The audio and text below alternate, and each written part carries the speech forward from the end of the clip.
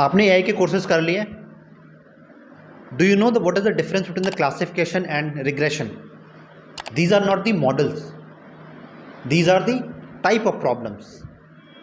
And regression means a problem where the output can be continuous. एक example ले लेते हैं. आपको एक प्रॉब्लम दी गई कि आपको प्रिडिक्ट करना है एक सिटी में फ्लैट के प्राइसेस कैसे मूव कर रहे हैं. एक at any point of time what is the price of a flat. It's a 3 BHK with little bit garden, higher balcony. ऐसे केसेस में आप क्या करोगे? आप डेटा उठाओगे एक सिटी का, सारे फ्लैट्स का, जिसमें बहुत वेरिएशन होगा. 1 BHK कितने का है, 2 BHK कितने का है, उनके एरियाज़ होंगे, उनके नंबर ऑफ़ बालकनीज़ होंगी, नंबर ऑफ़ टॉयलेट्स होंगे, इस तरह से. और सबका डिफरेंट डायमेंशंस भी होंगे, उसके लेआउट होगा. उसके बेसिस पे आप एक रिग्रेशन मॉडल ट्रेन करोगे और वो रिग्रेशन मॉडल आपको एक प्राइस बताएगा उस फ्लैट के. सिमिलरली क्लासिफिकेशन में कंटिन्यूस आउटपुट नहीं होता है.